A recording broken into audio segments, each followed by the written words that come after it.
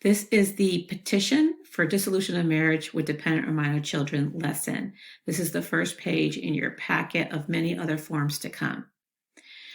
In the Circuit Court of the 9th Judicial Circuit in and for Orange or Osceola County are the county that we are working with. If this is not your county or jurisdiction, you contact the clerk of court and get that information if you don't know it. This is considered your heading. And the number of the judicial circuit can be spelled out, or you can put just the number in. The case number and division is applied when you file your case at the court by the clerk. In regarding to the marriage of, it will be either the wife or the husband that will be the petitioner.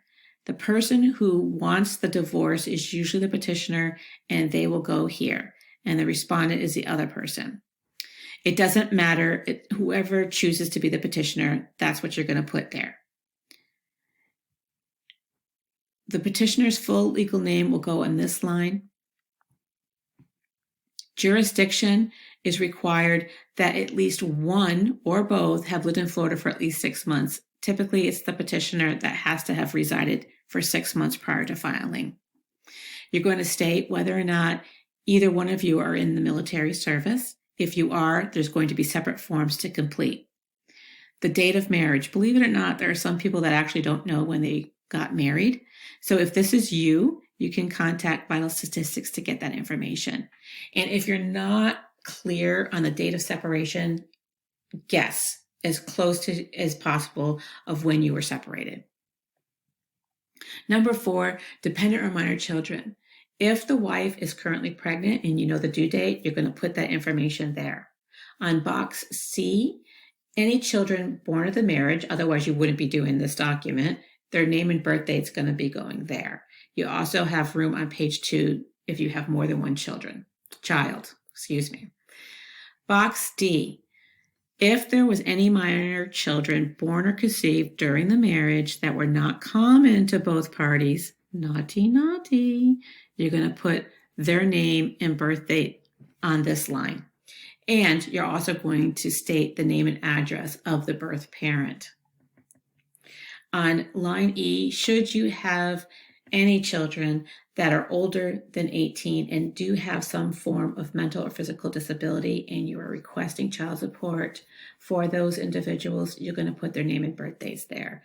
That's going to come in handy when you are applying for the child support.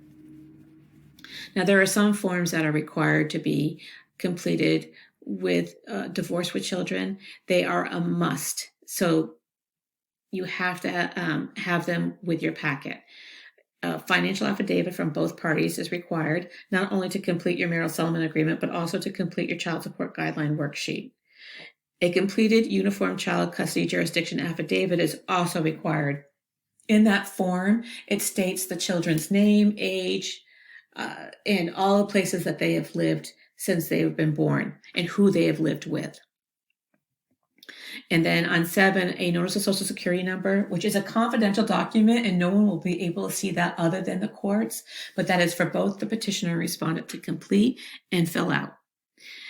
Number 8, the reason why you're filing for dissolution of marriage is because the marriage is irretrievably broken. It is not for any other reason. So that box is always the one that's checked in an uncontested divorce, unless, of course, box B applies. Marital assets and liabilities. If you have none, then you're going to check that box. Chances are the courts are going to want you to complete the marital settlement agreement regardless. So just do it if they request it. I would do it before you even file and take it with you so that when you get to the courts, if they say you're missing it, you can just whip it out and say, here it is. All right. Number 2, if there are marital assets or liabilities, you're going to check that box and you're going to check box A stating that it's all been divided by written agreement, and that is the marital settlement agreement. Then you are going to go down to section 2, spousal support. You're stating that you typically in an uncontested divorce, no one is asking for any rights to spousal support. So usually that box is checked off. However, if there is different circumstances for you, then you're going to go on to number 2. And I just want to go back real quick to section B. number 2, section B.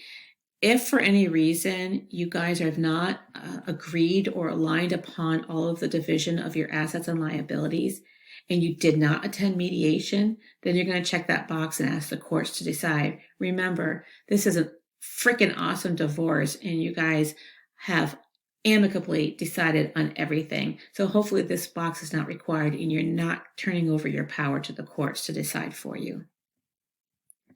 All right, let's go on down. We're moving past alimony.